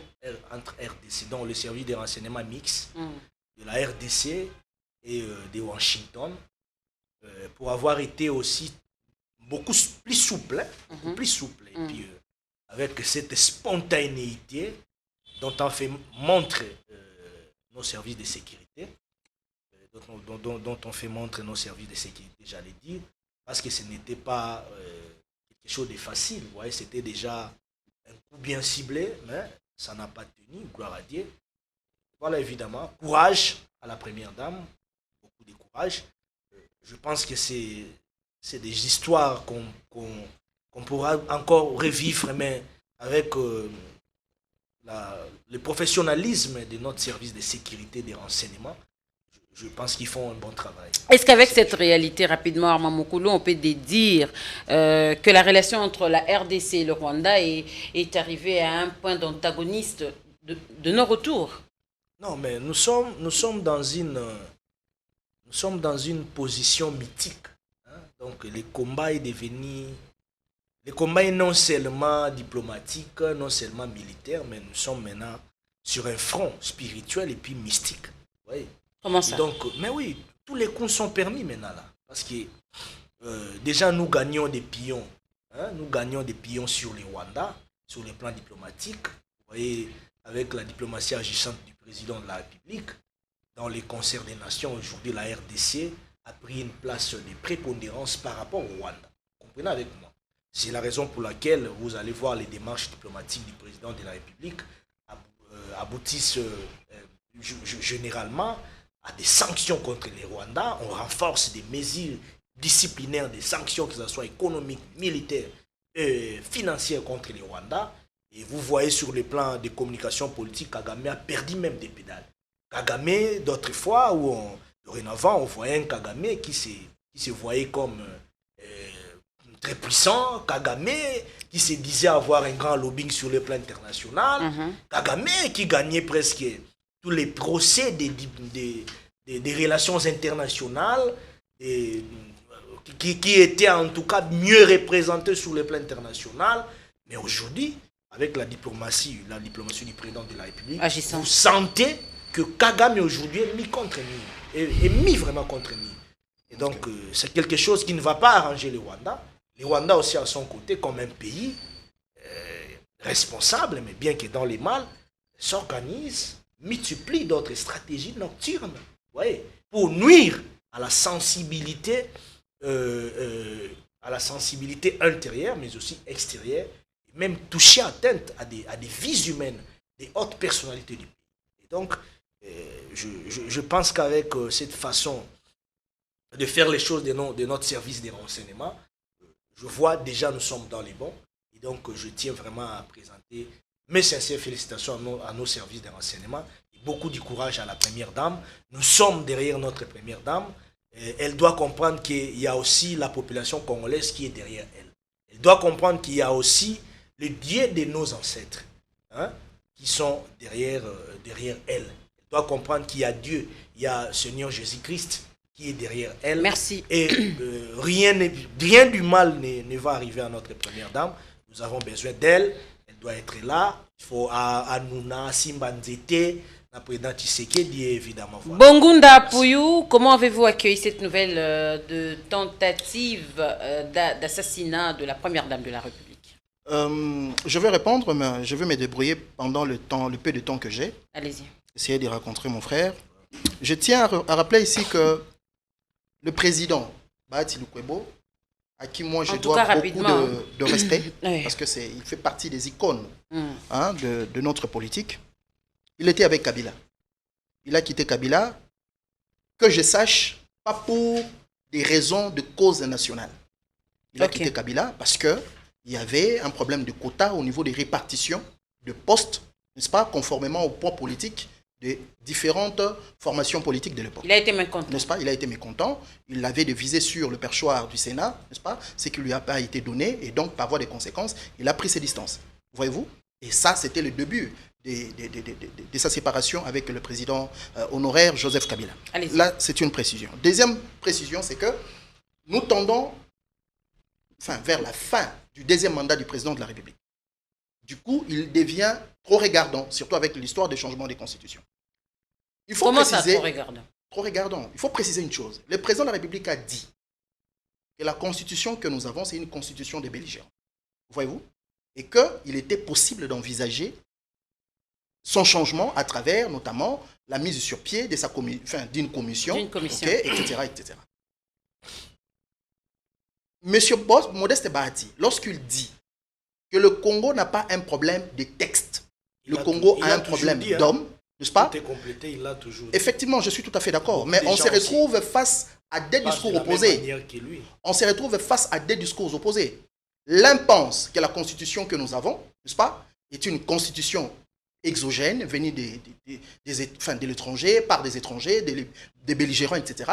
Et l'autre la contradiction vient de Modeste Bahati. L'autre pense, n'est-ce pas, que la constitution que nous avons, n'est-ce pas, n'a pas de problème. Le problème, c'est au niveau des animateurs. Il a contredit le chef de l'État. Vous comprenez un peu. C'est comme, hein? Non, c'est comme ça que je suis en train d'analyser. Allez-y. Pour ces détracteurs, n'est-ce pas, ils ont perçu son discours comme un message passé indirectement au chef de l'État. Voyez-vous? Okay. Et qu'est-ce qui se passe après, tout de suite, après avoir tenu ces propos? Il y a des pressions. Voyez-vous? Et Modeste Bahati va commettre l'erreur politique monumentale. C'est quoi? C'est s'excuser. Mais le message adressé au groupe WhatsApp des sénateurs, vous n'êtes pas sénateur, je ne le suis pas. Comment ce message est arrivé à la toile? Vous comprenez un peu? Dans les réseaux sociaux. Voilà pourquoi j'ai dit, à un certain moment, quand on fait la politique, il faut s'assumer. N'est-ce pas? Surtout lorsque vous arrivez à l'âge de M. Bahati, il a tout eu. Vous comprenez un peu? Il a exercé la deuxième fonction d'État. À l'absence du président de la République, il pouvait assumer l'intérim. Et garder sa dignité. Vous comprenez un peu? Donc, en tout cas, moi, je pense, de mon point de vue, humblement, que le mieux à faire pour lui aurait été de garder silence. Parce que quand il dit que le Congo a un problème de texte, moi, je peux vous surprendre qu'il n'a pas tort. Enfin, le Congo a un problème d'homme. Le Congo n'a pas un problème de texte. Oui. N'est-ce pas? En fait, une partie de son argumentaire, n'est-ce pas? Il n'a pas tort. Parce que tant que l'homme congolais sera habité par l'esprit de violation intempestive de la Constitution, même si on met sur pied une constitution de la 4e République, tant que la classe politique sera caractérisée par cet esprit de violation, on va violer cette constitution et on va créer des raisons. Vous comprenez un peu? Donc, il était dans une optique révolutionnaire, voyez-vous? Et le problème, c'est que... le péché est intervenu quand il s'est excusé. Il s'est excusé parce que, non simplement, auprès des uns, il a contredit les chefs, mais auprès des autres, n'est-ce pas, il n'a pas eu même le courage d'assumer, n'est-ce pas, ce qu'il a dit alors qu'il avait raison, il n'était pas dans le faux.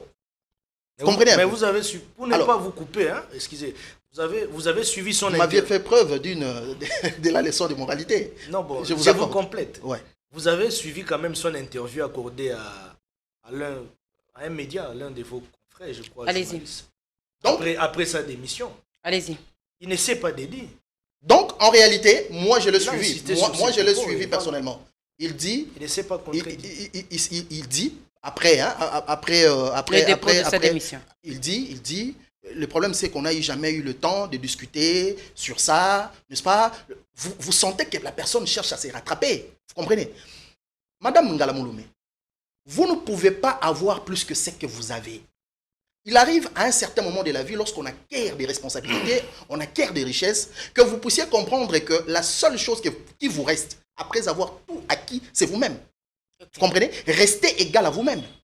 Ma fonction motiwape. Vous comprenez? Si ces fonctions peuvent vous amener, n'est-ce pas, à être humilié. Ça sert à quoi finalement? Il faut garder sa dignité. Vous comprenez un peu? À un moment donné, vous dites quelque chose qui déplaît au chef. Vous comprenez un peu? Le fait que c'est bimi, vous ne pouvez plus retirer parce que ce qui est sorti est sorti. Vous êtes le maître de votre silence, l'esclave de votre parole. Dès que c'est sorti, il n'avait plus le droit de récupérer ça. Mais il pouvait garder sa constance. Je pense que ça allait faire de lui un Merci grand... bien. Répondez à la question.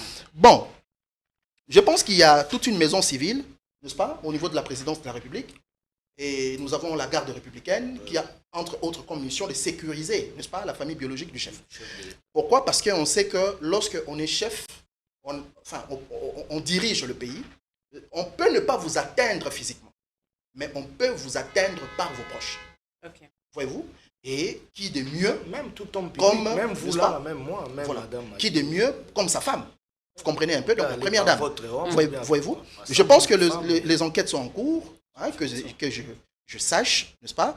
C'est à l'issue de ces enquêtes, n'est-ce pas, qui sera démontré noir sur blanc, n'est-ce pas, que ça a été dirigé par tel ou tel autre pays. Mais tout ce que je peux dire, c'est de féliciter, hein, nos services de sécurité, n'est-ce pas, pour qu'ils soient de plus en plus attentifs, n'est-ce pas, sur ce genre de questions, n'est-ce pas? Mais je ne m'irai pas trop épiloguer là-dessus, d'autant plus qu'il n'y a pas encore, n'est-ce pas, de précision sur la faisabilité, et ce sont des questions de sécurité. Nous allons prendre le dernier sujet, et puis on ne va pas prendre beaucoup de temps, puisqu'il nous reste plus ou moins, je crois, 7 minutes. Vous avez 3 et demi des minutes. Je commence avec Armand. quand Kabila a fait sa sortie médiatique, il a changé la donne. Si certains évoquent la balkanisation, lui parle de la soudanisation, de la crise, de crise en République démocratique du Congo. Qu'est-ce que vous avez compris? Ça m'étonne.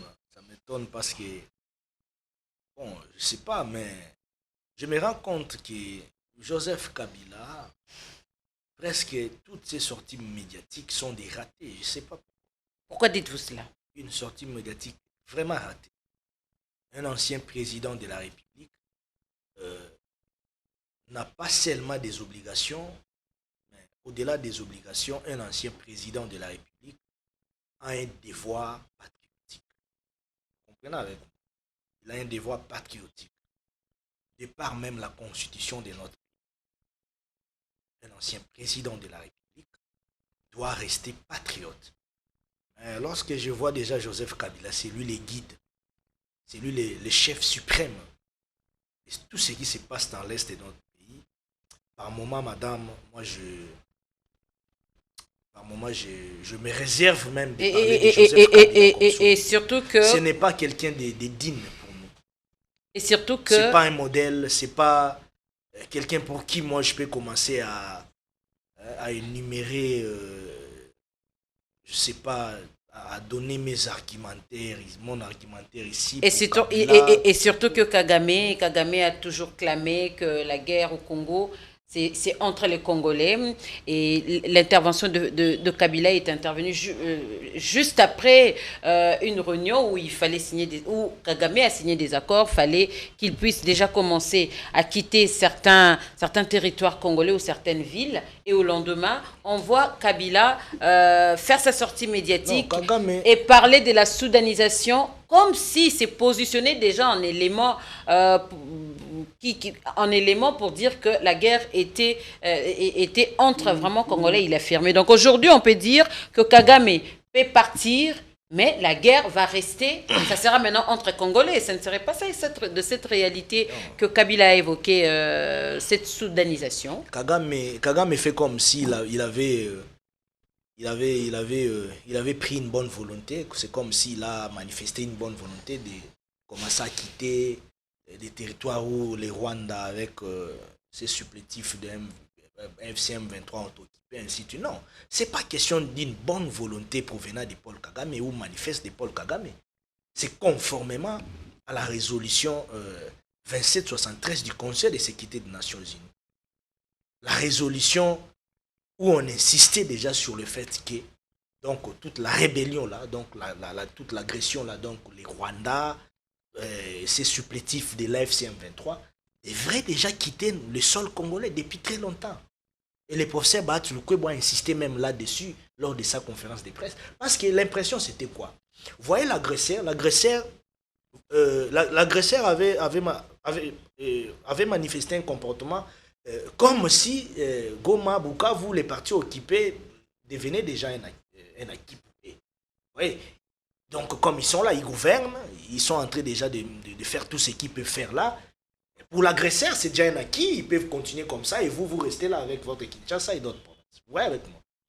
Alors, ça pouvait consacrer facilement la balkanisation.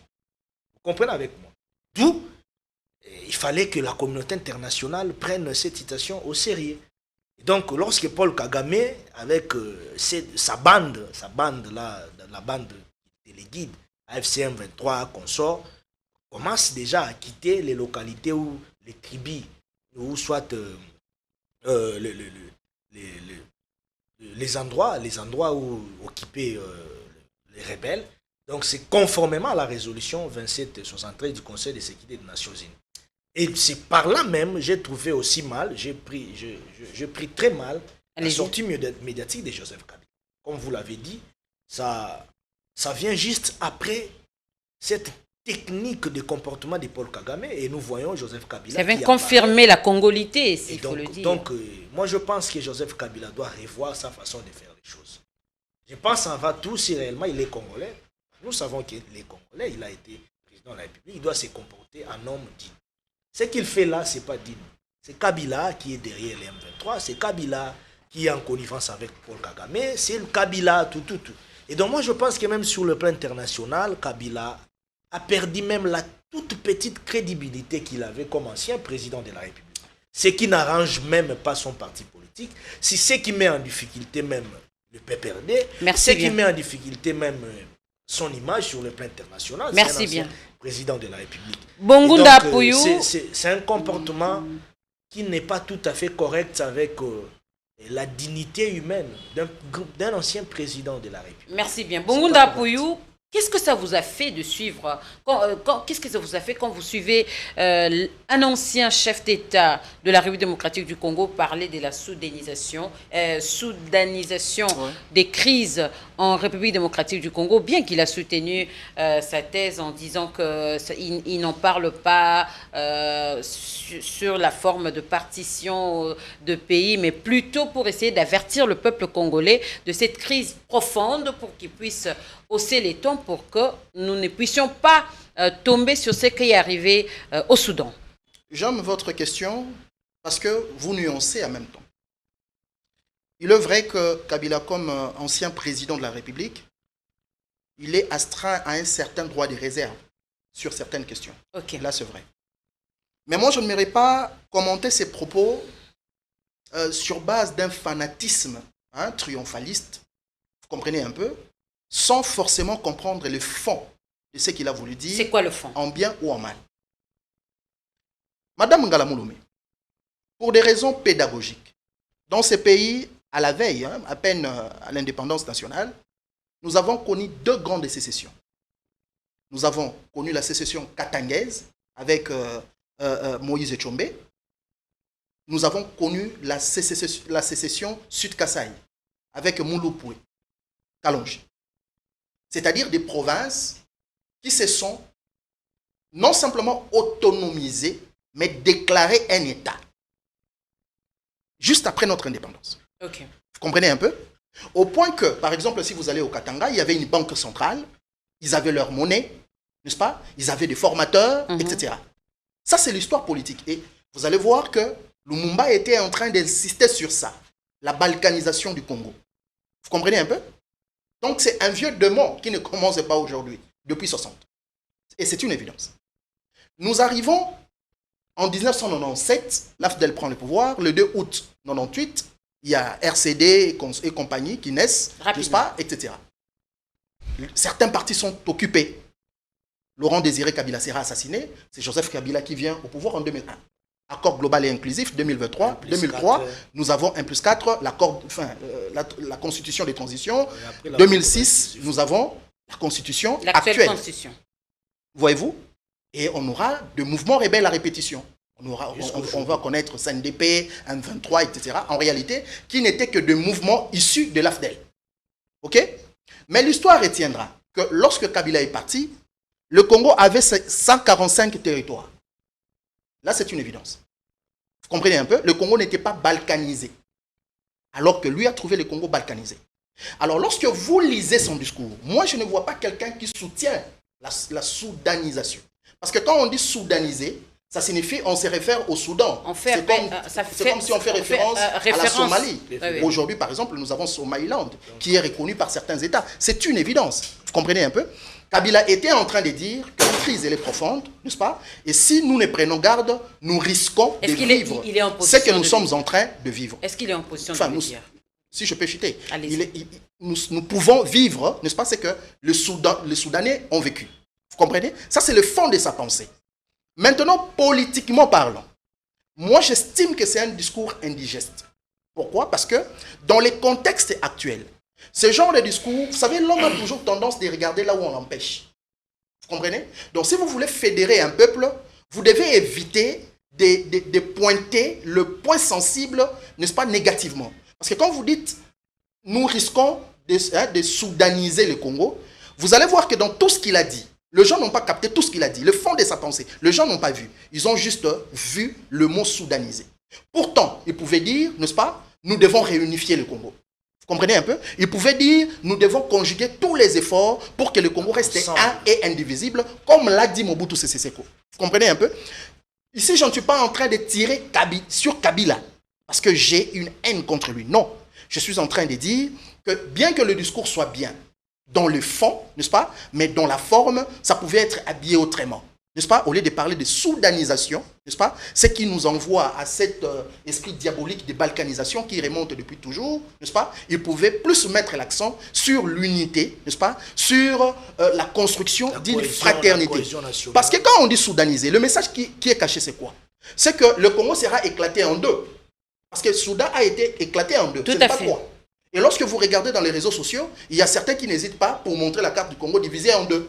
Il y a une partie swahiliphone, n'est-ce pas? Et il y a une partie composée de Ngala, Luba, etc. Vous comprenez un peu? Donc l'idée qui renvoie, c'est que le Congo sera divisé en deux. Vous comprenez? Pourtant, lui, comme un ancien président, comme je l'ai dit, il devrait plus mettre l'accent sur la volonté, non simplement de vivre ensemble, mais de consolider, n'est-ce pas, notre unité comme peuple. Mais que faire si aujourd'hui, on ne le souhaite pas, mais si aujourd'hui, cela devenait une réalité, c'est-à-dire Kagame respecter ses accords, quitter les territoires congolais, mais l'occupation restait avec Kabila, AFC, qui va, et autres. Bon, madame, Pourquoi ne pas aller dans le sens de l'organisation d'un dialogue national inclusif? Parce que là, on va officialiser la congolisation de cette crise. Peut-être je vais chuter par là.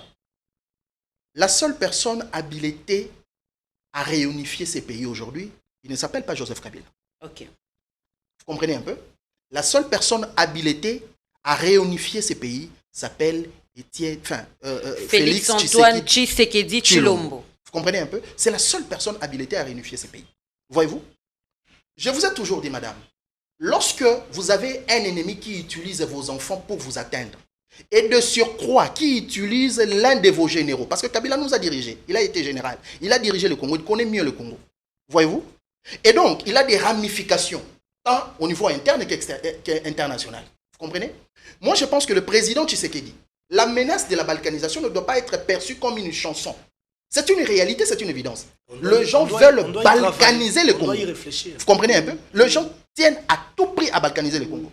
Et le président de la République a la responsabilité, n'est-ce pas, morale et physique, de faire en sorte que tous les enfants, n'est-ce pas, puissent se réunir autour d'une table, à travers notamment la convocation d'un dialogue tous les enfants inclusif. incluent Nanga, Kabila et tout consort. Vous savez, madame, moi, j'aime pas toujours cette vision qu'on a de caricaturer les choses. Voyez-vous? Mais si nous devons aller dans cette logique, certains ministres seront aux arrêts parce qu'ils ont les sangs des Congolais. Voyez-vous? Des anciens rebelles, ils sont nombreux ici. Ils sont à l'opposition, ils sont au pouvoir. Vous comprenez un peu? La question ici, ce n'est pas de faire appel à un sensationnalisme mal placé, non. Oui, ils ont tué. Personne ne peut les applaudir, c'est une évidence. Voyez-vous? En tout cas pour Nanga, Bissi, moi et les autres, c'est une évidence. N'est-ce pas? Pour Kabila, je me réserve. Voyez-vous? Alors, je pose juste une question. Comment vous arrivez à pacifier le Congo? Parce qu'il y a deux possibilités. Soit c'est la guerre, c'est-à-dire nous arrivons à les déloger de là où ils sont, n'est-ce pas? Nous les matraquons, s'il faut les fusiller, nous les fusillons. C'est une première possibilité. Est-ce que nous en avons les moyens? Si oui, allons-y, faisons la guerre, n'est-ce pas? Mais si nous n'arrivons pas à faire la guerre, pas parce que nous n'avons pas une armée compétente, non, mais parce qu'il y a des pesanteurs. Vous trouvez des multinationales, il y a des ramifications, madame, n'est-ce pas? On voit le Rwanda, mais il n'y a pas que le Rwanda, il y a les multinationales qui sont derrière. Vous comprenez? Mais dès lors que nous voyons que notre pays est en train de partir vers ce que l'ancien président appelait la soudanisation, n'est-ce pas? Donc, un concept qu'on commence déjà à ingurgiter dans la tête des Congolais pour qu'ils soient préparés, n'est-ce pas? Qu'est-ce qu'il faut faire? Comme un père de famille, le président de la République s'est dit: j'ai pris le Congo à son entièreté, j'ai l'obligation de conserver le Congo, n'est-ce pas? En évitant, entre autres, des questions qui fâchent. Merci beaucoup, Bongunda Pouyou. On a fini. Armand Moukoulou, un dernier mot. Je voudrais juste rassurer à l'opinion internationale et nationale, et à tous les militants et militantes de la FDC puis de la FDCA comme regroupement politique, que l'unique personne ayant les droits officiellement, selon les statuts de notre parti politique, de représenter la FDC et la FDCA conformément, je dis bien, aux textes qui régissent nos statuts du parti, c'est le professeur Modeste Batulukwebo, relativement même à notre dernier congrès, le 4e congrès, les congrès au cours desquels le professeur Bahati a été à Rapidement, l'unanimité, on n'avait qu'une minute. voté comme président statutaire de l'FDC pour un mandat de 5 ans. Donc que les gens ne prêtent pas attention à ces groupes de dissidents, à ces gens qui ne comprennent pas ce qu'ils doivent faire, des gens qui s'improvisent comme fondateurs ou cofondateurs de l'FDC. Merci à abusivement. Et donc, je pense que les gens ne doivent pas prêter attention à cette action que je qualifie d'une action teintée de manipulation. Et Bongunda Pouyou, voilà, mot de la fin, on a fini. C'était une très belle émission. Je remercie mon co-débatteur. Merci, moi aussi, je vous remercie. Tout ce que je peux dire, madame, c'est que le Congo, c'est un pays grand. Voyez-vous, je suis fier d'être congolais. Et tout ce que nous devons faire, c'est de faire en sorte que les gens qui ont sacrifié leur vie pour espérer, n'est-ce pas, à l'avènement d'une direction politique salutaire, pas simplement pour le Congo, mais aussi pour l'Afrique, ne meurent pas pour rien. Voyez-vous, battons-nous, réfléchissons plus sur comment créer un nouveau système. Okay? Parce qu'un État qui se repose sur un système solide, okay? Peu importe les animateurs, l'État va tenir, n'est-ce pas, pendant des décennies. Mais si vous mettez l'accent sur des hommes providentiels, l'histoire avec Mobutu nous a montré, l'histoire avec Laurent Désiré Kabila, qui nous a amené pourtant des bonnes idées, mais il s'est fait assassiner, n'est-ce pas? Donc, rien ne vous rassure que la personne que vous choisissez sera là éternelle, parce qu'il ne le sera pas. Au lieu de penser à faire le Djalelo, à penser sur les hommes, investissons sur un nouveau système capable de redonner la grandeur à ces grands empires qui somnolent. C'est la République démocratique du Congo. Ilmina Congo, madame. Merci beaucoup, Bongunda Pouyou. Je rappelle que vous êtes gardien général du Coran de la Révolution du Congo. Asbel. Vous êtes également politologue. Merci également à Armand Moukoulou, qui est membre de l'AFDCA, vous l'avez d'ailleurs compris, et membre aussi de l'UDPS, cadre de l'AFDCA, membre de l'Union sacrée, pas l'UDPS. Je ne suis pas de l'UDPS, je suis de l'Union sacrée. Merci beaucoup, chers internautes. De respect à nos amis de l'UDPS. Vous êtes d'une même famille politique. Oui, Union sacrée, évidemment. Merci beaucoup en tout cas. Quant à moi, je vous dis au revoir et à très bientôt.